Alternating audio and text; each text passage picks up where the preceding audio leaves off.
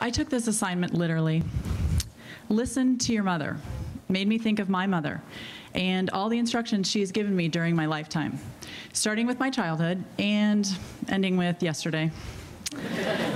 When I was young, my mother was way ahead of her time, birthing me naturally after 36 hours of labor and breastfeeding me for many months.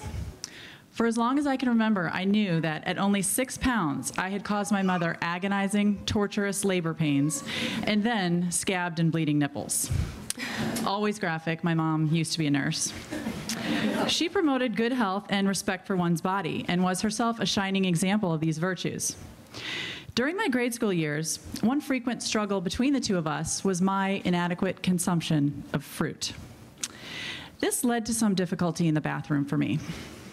Now, a lot of moms would have remained oblivious to, or at least kept a respectful distance from, their daughter's mild constipation, but not my mom. Her mission was clear, and she utilized visual aids. I distinctly recall being in the upstairs bathroom and being forced to admire a specimen that my little brother had left in the toilet. An avid banana eater, he had produced the type of celebrated bowel movement that my mother wanted for me. And she spent a few minutes educating me on its many hearty characteristics before sending it on its way. Now, I just took this in stride because virtually no subject was off limits for my mother to discuss and instruct. All body parts and functions were fully explained and were referred to with textbook terms. I may have been the only second grader whose vocabulary included the word testes. Not that I had to refer to them frequently, but when I did, balls was unacceptable. My mom was also very progressive in her beliefs, so she taught me that race doesn't matter, didn't blink an eye when my first boyfriend was black, and once when I was a teenager, she told me that if I was gay, that was fine. She and Dad would still love me. I was like, Mom, do you think I'm gay? I'm not gay. It wasn't until later in life that I appreciated how cool that was, that she gave me the permission to be gay, just in case. So I grew up with the comfort of unconditional love, knowing that I was completely accepted for whomever I was. And I grew up observing the values of tolerance and respect for all people. My mom was also instrumental in helping me to have a healthy body image. She always insisted that maintaining a normal weight was easy if you avoided soda and processed food. I have never seen my mom consume so much as a Sprite. She believed in drinking water and milk. She believed in eating breakfast, even if you didn't have time because you're a teenager. Fast food, pure poison. I had McDonald's like once in my entire life.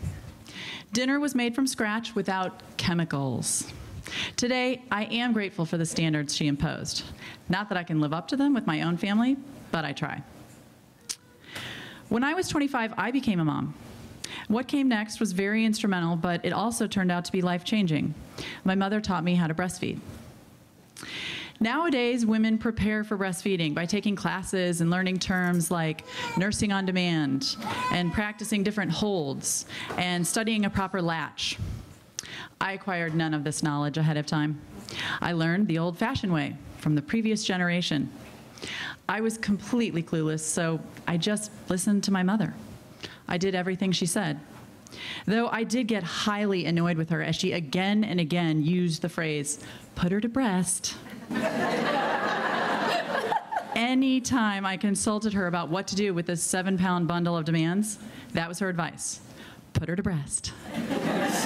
This can't be right. Anytime she cries, I just stick her on my chest? My nipples were bleeding too, by the way. Well, at my daughter's 1-week doctor's appointment, she had been put to breast so much that she had gained an entire pound. The pediatrician was shocked. My mom and I, we were triumphant. And my daughter Madeline was in a constant milk coma. I ended up really digging breastfeeding.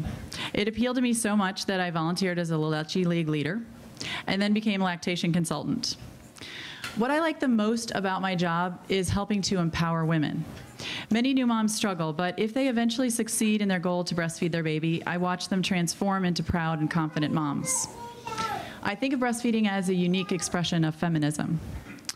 So in closing, I owe my career to my mom. I owe my personal breastfeeding success to my mom, and I owe a lot more than that to my mom. Thanks, Mom.